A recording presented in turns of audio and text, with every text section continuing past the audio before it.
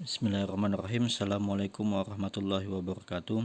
Alhamdulillahirabbil alamin. Assalatu wassalamu ala asyrofil anbiya wal mursalin sayyidina wa maulana Muhammadin wa ala alihi wa sahbihi ajmain. Amma ba'du. Pada kesempatan kali ini kita akan masuk kepada materi kode etik profesi advokat dalam mata kuliah advokatur. Jadi yang pertama kita akan masuk kepada sejarah advokat. Advokat merupakan profesi tua dalam sejarah. Jadi sejak zaman Romawi kuno dulu ada dua bidang yang sangat dikenal. Yang pertama adalah bidang hukum, yang kedua adalah bidang kesehatan. Jadi bidang hukum dan bidang kesehatan ini sama-sama profesi yang tua di dunia. Bidang hukum yang paling dikenal adalah hakim. Jadi dalam proses penegakan hukum, hakim merupakan menjadi sentral utama dalam proses penegakan hukum. Nah, pada awal-awal proses penegakan hukum, hakim merasa tidak ada timbal balik dalam proses penegakan hukum. Misalnya seorang terdakwa itu diadili dalam proses persidangan, namun karena keawamannya atau ketidaktahuannya dia tidak bisa melakukan pembelaan atau tidak bisa menceritakan kronologis utuh terhadap proses tindak pidana yang dia lakukan, sehingga diperlukan pendamping hukum atau penasihat hukum dalam pembelaan si terdakwa tadi. Maka setelah itu muncullah profesi advokat atau profesi penasihat hukum atau pendamping hukum. Kemudian pada zaman penjajahan Belanda sudah ada muncul kata advokat. Jadi kalau zaman Romawi dulu tidak ada kata advokat, lebih dikenal dengan penasihat hukum atau pendamping hukum. Namun pada Statblad 1847 nomor 23 Junto 1848 nomor 57 di situ sudah mulai dikenal kata advokat, yang mana susunan kehakiman dan kebijakan mengadili itu memunculkan kata advokat dalam proses penegakan hukumnya. Memang kalau kita lihat kata advokat ini berasal dari kata Belanda, namun sudah dibakukan menjadi kata baku di Indonesia. Jadi bahasa Indonesia advokat itu sudah menjadi bahasa baku di Indonesia. Makanya kalau kita lihat di Undang-Undang Nomor 18 Tahun 2003 tentang advokat itu tidak menggunakan istilah pengacara, penasihat hukum atau pendamping hukum, tapi menggunakan istilah advokat. Padahal kalau kita lihat di KUHP misalnya atau di KUHAP itu bahasanya penasihat hukum atau pembela. Nah, tapi kalau kita lihat di Undang-Undang Nomor 18 Tahun 2003 dia menggunakan istilah advokat. Advokat ini merupakan kata atau asal mula katanya adalah bahasa Belanda yang artinya itu pembela, penasihat hukum, pendamping atau pengacara. Kalau kita masyarakat awam mungkin lebih mengenal kata pengacara daripada kata advokat. Padahal kalau kita buka Undang-Undang Nomor 18 Tahun 2003 tidak ada kata pengacara di situ. Yang ada adalah kata advokat. Nah, kemudian setelah Indonesia merdeka pada tahun 1970 dalam Undang-Undang Nomor 14 Tahun 1970 dan Undang-Undang Mahkamah Agung menyebutkan advokat sebagai penasihat hukum. Nah, di zaman penjajahan itu profesi kata advokat itu muncul. Kemudian kalau di Undang-Undang Mahkamah Agung misalnya atau Undang-Undang Nomor 18 Tahun 1970 dia menyebutnya penasihat hukum, bukan advokat. Tapi profesi yang sama, secara substansi sama, tugas dan fungsinya, namun hanya pembedaan dalam penyebutan atau dalam kata saja. Ada yang menyebut profesi itu adalah advokat, ada yang menyebut profesi itu adalah penasihat hukum. Nah, kemudian setelah Undang-Undang Nomor 18 Tahun 2003 lahir, disebutlah profesi tersebut advokat. Kalau yang bilang penasihat hukum itu juga benar. Kenapa? Karena di KUHAP ada, di Undang-Undang Mahkamah Agung ada. Kemudian pengacara itu juga benar. Kenapa? Karena memang di tengah-tengah masyarakat advokat itu lebih dikenal dengan kata pengacara ya daripada kata advokat. Kalau advokat itu ya orang-orang yang sarjana hukum atau orang-orang hukum saja mungkin lebih mengenal kata advokat. Tapi kalau orang awam itu biasanya menyebutnya pengacara, bukan advokat. Tuh. Kemudian advokat adalah orang yang berprofesi memberi jasa hukum baik di dalam maupun di luar pengadilan yang memenuhi persyaratan berdasarkan ketentuan undang-undang ini. Ini mungkin sudah saya jelaskan di pertemuan sebelumnya mengenai tugas atau fungsi seorang advokat atau profesi advokat. Jadi advokat itu tugasnya memberikan jasa hukum baik secara litigasi dalam pengadilan maupun non litigasi di luar pengadilan. Kemudian selain diatur mengenai tugas dan fungsi advokat, diatur juga mengenai organisasi advokat, yang mana organisasi ini yang menaungi seluruh advokat yang ada di Indonesia, sama seperti profesi lainnya, seperti notaris ada ini, Ikatan Notaris Indonesia, kemudian dokter ada IDI, Ikatan Dokter Indonesia, yang mana masing-masing profesi tersebut memiliki satu wadah atau satu naungan, yaitu organisasi masing-masing profesi. Di advokat itu dikenal dengan peradi. Jadi peradi itu merupakan merupakan satu-satunya organisasi yang lahir setelah Undang-Undang Nomor 18 Tahun 2003 terbit. Kalau kita lihat nanti di slide selanjutnya mungkin akan saya bahas mengenai organisasi advokat. Undang-undangnya mungkin sudah saya jelaskan kemarin di pertemuan sebelumnya. Kita lanjut ke kode etik advokat. Nah, kode etik advokat ini sudah muncul sebelum Undang-Undang Nomor 18 Tahun 2003 lahir. Contoh IKADIN yang memunculkan kode etik advokat pada Munas 1 tanggal 10 November 1985. Kemudian IKADIN bersama AAI, kemudian ada IPHI menetapkan kode etik terbaru yaitu tanggal 8 April 1996. Bahkan pada tahun 2002 tanggal 23 Mei itu ada beberapa organisasi advokat mereka membuat satu kode etik, yang mana kode etik ini harus atau wajib ditaati atau tunduk, semua advokat itu tunduk terhadap kode etik ini. Jadi kalau kita lihat misalnya sebelum lahirnya Undang-Undang Nomor 18 Tahun 2003, sistem organisasi advokat yang ada di Indonesia itu sifatnya multibar. Maksudnya multibar itu profesi advokat itu memiliki beberapa organisasi. Jadi si A misalnya dia memiliki hak untuk bergabung ke AAI, si B boleh bergabung kepada IKADIN atau KHP segala macam. Namun untuk peraturan kode etiknya mereka mengacu satu kode etik, yang mana kode etik itu dibentuk oleh organisasi-organisasi ini, yaitu IKADIN, AAI, IPHI, HAPI, AKHI, dan HKHEPM. Nah, ini merupakan salah satu bentuk bahwa memang posisinya sebelum Undang-Undang Nomor 18 Tahun 2003 lahir sangat bervariasi sekali organisasi advokat yang ada di Indonesia. Namun setelah lahirnya Undang-Undang Nomor 18 Tahun 2003 diwajibkan untuk membuat satu organisasi, yang mana organisasi tersebut menaungi beberapa organisasi advokat. Jadi beberapa 8 atau 9 saya lupa organisasi advokat itu tunduk terhadap Undang-Undang Nomor 18 Tahun 2003. Kemudian mereka melebur menjadi satu dan dibentuklah peradi. Peradi itu terbentuk kalau tidak salah tahun 2005 atau 2006. Nah, peradi ini atau Perhimpunan Advokat Indonesia ini menaungi seluruh advokat yang ada di Indonesia. Bahkan kode etiknya pun satu, tidak ada kode etik yang lain. Namun kalau kita lihat dalam perjalanannya, jadi peradi itu sama seperti ini, kemudian sama seperti ini, memiliki satu wadah atau memiliki satu naungan, yaitu peradi. Nah, pada perjalanannya ada beberapa kali pecah organisasi advokat. Contoh misalnya di tahun 2009 kalau tidak salah muncul Kongres Advokat Indonesia atau KAI. Kalau tidak 2009 2006 saya lupa KAI itu muncul. Nah, KAI ini muncul karena memang ada ketidakpuasan sepertinya dalam kepengurusan peradi, sehingga kubu-kubu yang merasa tidak puas dengan kepengurusan tersebut mereka keluar dari peradi dan membentuk organisasi baru, yaitu Kongres Advokat Indonesia.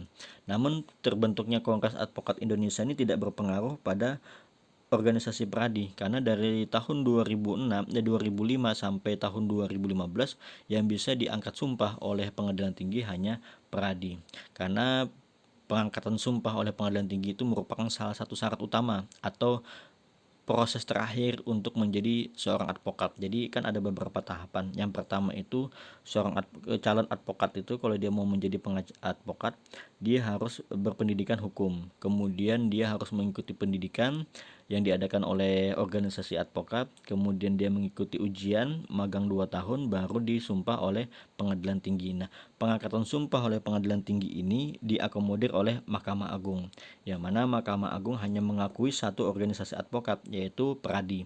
Namun itu berjalan dari 2006 sampai 2015. Sejak tahun 2015, Ketua Mahkamah Agung pada saat itu Hatta Ali itu mengeluarkan surat keputusan Mahkamah Agung untuk menyatakan semua organisasi advokat yang ada di Indonesia itu boleh melakukan pengangkatan sumpah. Jadi bukan hanya Peradi.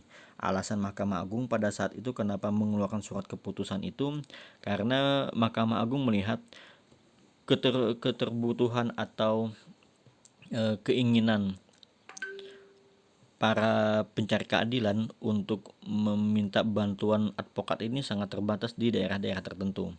Contoh saja misalnya kayak kita di Kalimantan Timur. Di Kalimantan Timur itu untuk wilayah Samarinda, Balikpapan, Tenggarong, Bontang itu mungkin kita sangat mudah untuk mencari jasa advokat atau pengacara.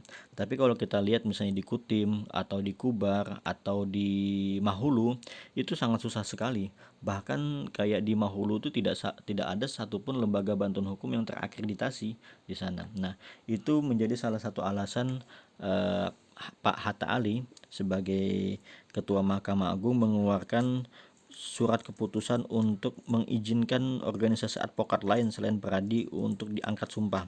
Nah, dampaknya dari itu akhirnya organisasi yang ada dalam tubuh Peradi itu masing-masing mengambil peran masing-masing untuk mengajukan penyumpahan, tidak mengatasnamakan Peradi tapi mengatasnamakan organisasi masing-masing. Bahkan Peradi pun sampai hari ini tuh pecah 3. Ada Peradi kubunya Oto Hasibuan, ada Peradi kubunya Juniper Girsang, kemudian ada Peradi Luhut Pangaribuan. Bahkan KAI pun pecah. Kalau kita lihat pada saat ini mungkin sekitar 30 sampai 35 organisasi advokat yang ada di Indonesia. Nah, ini kembali kepada sejarah awal yang mana posisinya yang dulunya organisasi advokat itu multibar kemudian menjadi single bar. Ini setelah tahun 2015 menjadi multibar kembali. Nah, yang menjadi kendala pada saat ini adalah penegakan kode etik advokat. Nah, kode etik advokat itu adalah hukum tertinggi dalam menjalankan profesi yang menjamin dan melindungi namun membebankan kewajiban kepada setiap advokat untuk jujur bertanggung jawab dalam menjalankan profesinya, baik kepada klien, pengadilan, negara, atau masyarakat, dan terutama kepada dirinya sendiri. Jadi kode etik advokat ini merupakan salah satu undang-undang atau bahkan undang-undang dasar yang mengikat kepada profesi, termasuk salah satunya adalah profesi advokat. Notaris memiliki kode etiknya sendiri, kemudian jaksa, polisi, hakim, bahkan dokter pun mereka memiliki kode etiknya masing-masing. Yang mana kode etik ini mengikat kepada mereka sebagai profesi. Contoh misalnya seperti di dalam dunia advokat, mereka yang berprofesi atau menjalankan profesi sebagai advokat maka secara otomatis akan terikat kepada kode etik yang dibuat oleh organisasi advokat.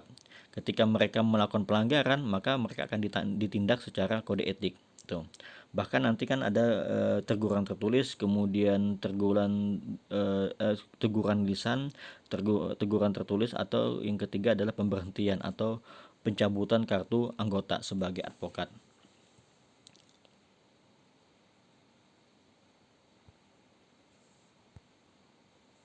Kemudian kode etik advokat dikelompokkan dalam 5 kelompok. Yang pertama, kode etik hubungan dengan kepribadian advokat secara umum. Kemudian yang kedua, hubungan advokat dengan klien. Yang ketiga, hubungan advokat dengan teman sejawat. Kemudian hubungan advokat dengan dalam cara bertindak menangani perkara. Yang kelima, kode etik dalam hubungan advokat terhadap hukum, undang-undang, kekuasaan, dan para pejabat pengadilan. Jadi ini 5 kelompok secara umum aturan kode etik advokat. Mengatur diri sendiri dengan klien, kemudian dengan teman sejawat dalam proses menangani perkara, kemudian dalam proses penegakan hukum atau dalam proses aturan hukum, undang-undang.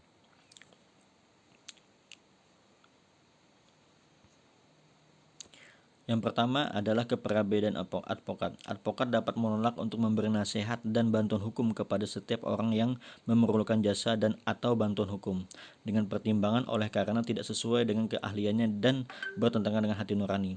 Jadi seorang advokat itu ketika dia menerima perkara, dia boleh menolak perkara tersebut dengan catatan menolak itu karena dia bukan ahli di bidang tersebut. Contoh misalnya seperti saya backgroundnya adalah Fakultas Syariah atau Ilmu Syariah. Maka ketika ada datang ke saya itu tentang peradilan niaga atau masalah kepailitan, maka saya pasti akan katakan bahwa saya bukan bidang itu. Kenapa? Karena memang posisinya saya tidak pernah berbicara tentang kepailitan. Walaupun di dalam perkuliahan saya pernah mendapatkan mata kuliah itu, namun itu hanya sebagai pengetahuan awal saya sebagai sarjana hukum atau sarjana syariah. Itu merupakan salah satu kewajiban kita mendapatkan mata kuliah kepailitan. Tapi saya tidak membidangi itu karena saya tidak menekuni secara mendalam materi tentang kepailitan, maka saya boleh menolak perkara tersebut gitu. Dan boleh juga saya merekomendasikan rekan sejawat atau teman saya untuk menangani perkara tersebut. Tuh. Yang kedua, bertentangan dengan hati nurani. Misalnya, kalau bertentangan dengan hati nurani, ada beberapa perkara yang memang secara hati nurani dia tidak mau mengambil perkara tersebut. Misalnya perkara tindak pidana korupsi, asusila atau narkoba, yang mana ketika dia melakukan pembelaan terhadap tindak pidana korupsi misalnya, padahal kita tahu korupsi itu salah, kemudian kita melakukan pembelaan terhadap tindakan-tindakan yang dilakukan, itu menurut hati nurani kita bertentangan dengan hati nurani. Nah, itu bisa menjadi salah satu alasan kita. Makanya tidak semua advokat itu menangani semua perkara. Ada beberapa perkara tertentu yang mungkin dia tidak akan menangani. Itu. Kemudian yang selanjutnya, tetapi tidak dapat menolak dengan alasan karena perbedaan sara, jenis kelamin, keyakinan politik dan kedudukan sosialnya. Jadi ketika kita menolak berdasarkan karena kita bukan bidang itu atau kita menolak dengan alasan bertentangan dengan hati nurani, itu boleh dan sah-sah saja. Tapi ketika kita menolak karena sara atau jenis kelamin atau keyakinan politik atau kedudukan sosial, maka itu tidak diperbolehkan. Ketika kita menolak dengan alasan-alasan seperti ini, kita bisa dikenakan sanksi kode etik, dan ini masuk dalam kategori pelanggaran kode etik. Bahkan hakim pun memiliki kode etik tersendiri untuk penanganan perkara. Hakim itu tidak boleh menolak perkara. Jadi semua perkara itu wajib masuk ke pengadilan, nanti hakim yang memutuskan. Hakim tidak boleh menolak perkara itu dengan alasan tidak ada dasar hukumnya. Kenapa? Karena hakim itu merupakan salah satu corong hukum, salah satu solusi terhadap permasalahan hukum.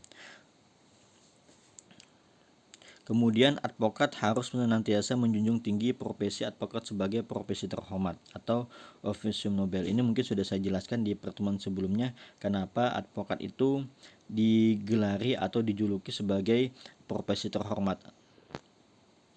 Kemudian hubungan dengan klien. Advokat dalam perkara-perkara perdata harus mengutamakan penyelesaian dengan jalan damai. Jadi proses perdamaian dalam perkara perdata itu diutamakan, baik itu oleh majelis hakim maupun oleh advokat. Kan majelis hakim atau hakim dan advokat ini merupakan sama-sama penegak hukum.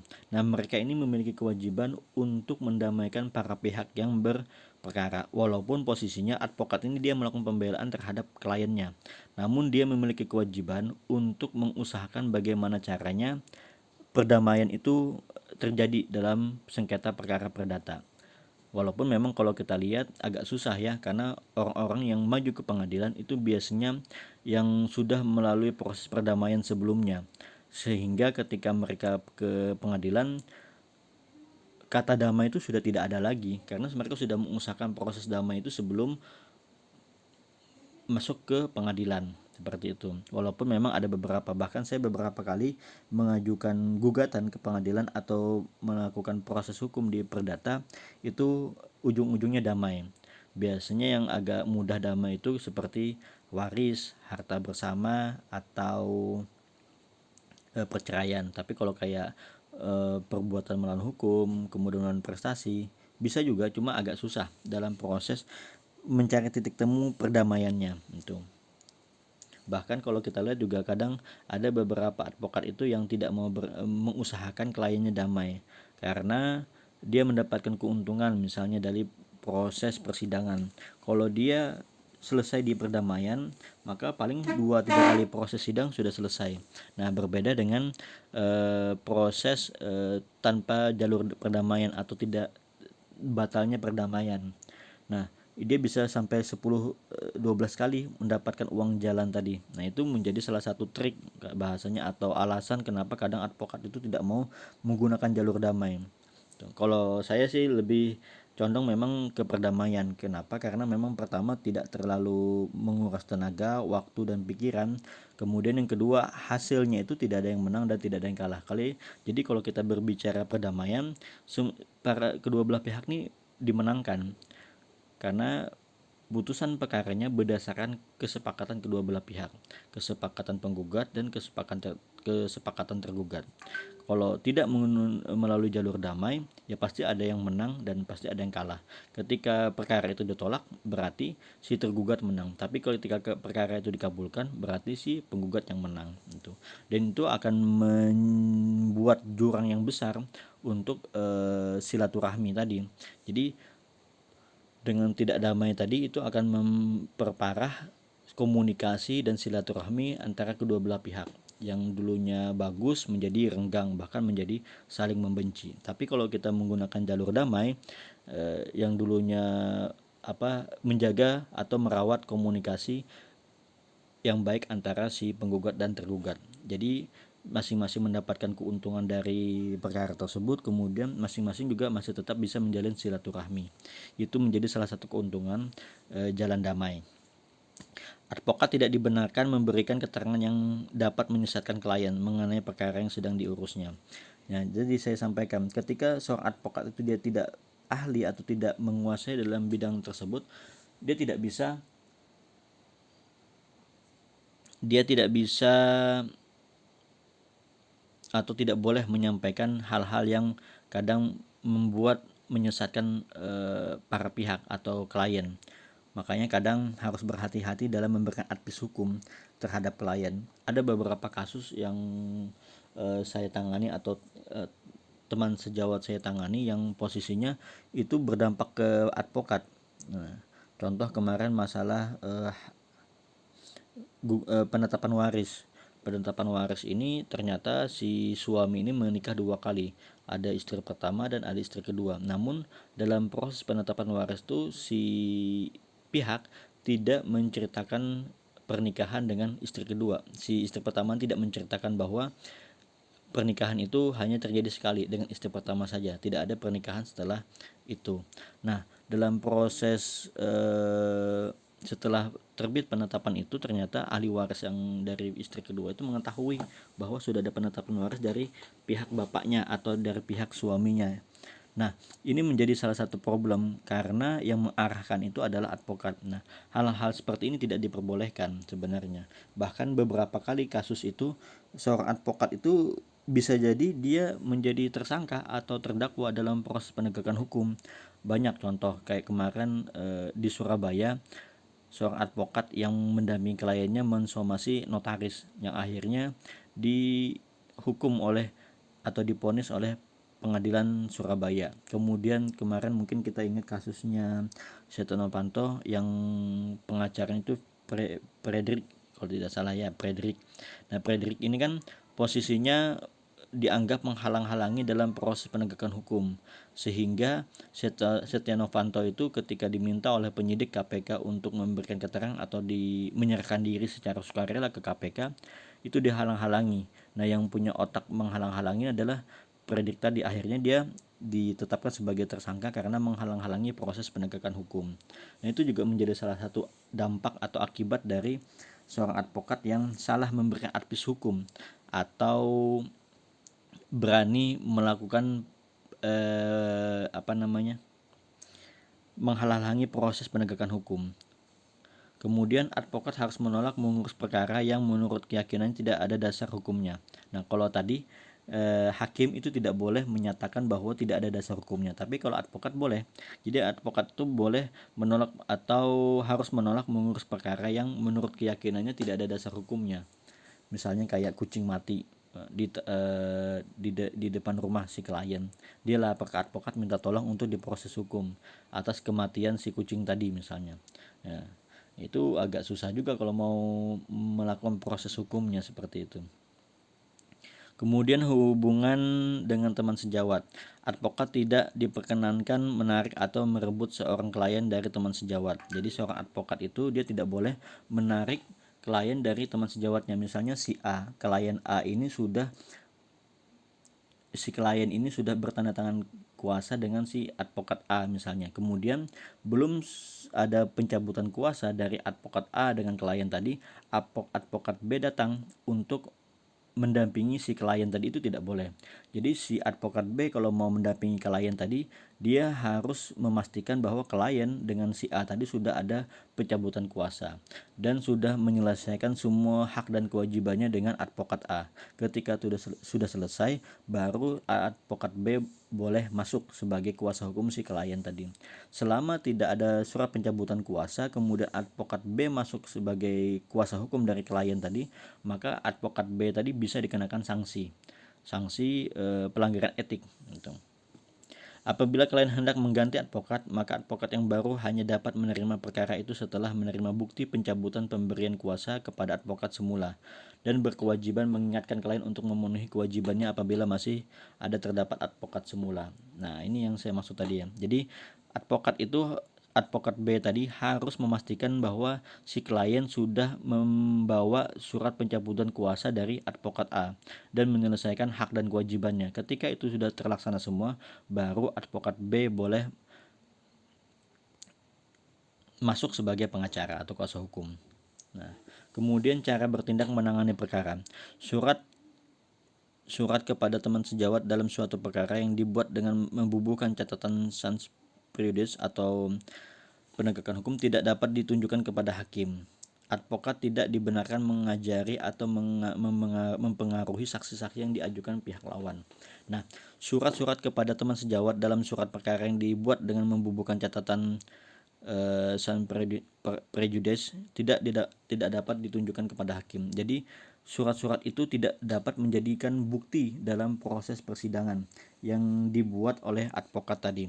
Misalnya kita membuat surat somasi kepada pihak lawan atau ke pihak teman sejawat, sah-sah saja somasi tersebut, tapi somasi tersebut tidak bisa dijadikan bukti dalam proses persidangan. Advokat tidak dibenarkan mengajari atau mempengaruhi saksi-saksi yang diajukan pihak lawan. Jadi prosesnya ketika dalam proses penegakan hukum di persidangan, khususnya misalnya perkara perdata. Nah, kita kan pasti berhadapan dengan teman sejawat kita. Kita misalnya sebagai penggugat, teman sejawat kita sebagai tergugat. Dia mendampingi kliennya juga. Dia menghadirkan saksi sebagai bukti di dalam proses persidangan. Kita tidak boleh mempengaruhi bukti-bukti lawan kita itu. Jadi kita bertanya sesuai dengan apa yang kita inginkan, tapi kita tidak boleh mengarahkan seolah-olah si tergugat ini memang melakukan kesalahan gitu. Jadi ada memang diatur mengenai cara-cara menangani perkara dalam proses persidangan oleh advokat. Kemudian ketentuan lain tentang kode etik advokat Indonesia, pemasangan iklan semata-mata untuk menarik perhatian orang dilarang, termasuk pemasangan papan nama yang berlebihan. Jadi iklan atau menggambarkan seseorang itu sebagai advokat dengan menggunakan plang nama tadi itu diperbolehkan, namun tidak boleh terlihat posisinya itu berlebihan. Misalnya harusnya ukuran pelang itu mungkin cukup 50 kali 20 saja cm.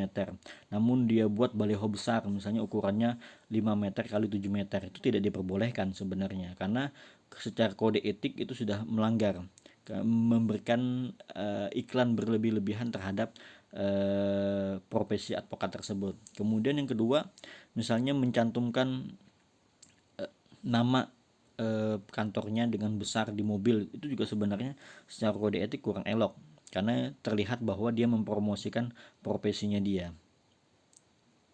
Kantor advokat atau cabangnya yang diadakan di suatu tempat yang dapat merugikan kedudukan dan martabat advokat tidak dibenarkan. Contohnya misalnya dia membuat satu kantor atau cabang, yang mana kantor atau cabang itu ditaruh di tempat asusila, kompleks pelacuran misalnya, itu tidak diperbolehkan. Kenapa? Dengan advokat itu merupakan salah satu profesi yang mulia. Dia merupakan bagian dari catuwangsa penegak hukum, tapi dia berkantor di tempat pelacuran. Nah, itu tidak diperbolehkan gitu, karena itu akan menggugurkan atau meruntuhkan martabat dia sebagai profesi advokat. Advokat dapat mengundurkan diri dari perkara yang akan dan atau diurusnya apabila timbul perbedaan dan tidak tercapai kesepakatan tentang cara penanganan perkara dengan klien. Jadi ketika si advokat A tadi dia menjalin kuasa atau mendapatkan kuasa dari kliennya, maka dalam proses perjalanannya misalnya ada hal-hal yang berbeda cara pandangnya antara dia sebagai advokat dengan kliennya, sah-sah saja kalau misalnya advokat itu melakukan atau mundur atau tidak lagi melakukan pendampingan hukum terhadap klien. Itu boleh dengan alasan tadi cara berpikir atau perbedaan dalam penegakan hukum terhadap kliennya. Dan itu sering terjadi dalam proses penegakan hukum. Misalnya si klien ini awalnya menggunakan Hotman Paris, kemudian tiba-tiba dia menggunakan Hotman Sitompul. Itu wajar-wajar saja gitu. Dan tidak dilarang hal-hal seperti itu. Nah, mungkin ini sedikit penyampaian dari saya mengenai kode sejarah dan kode etik advokat. Setelah ini mungkin kita bisa lanjutkan dengan diskusi. Saya akhiri, wallahu muwaffiq ila aqwamit thoriq. Wassalamualaikum warahmatullahi wabarakatuh.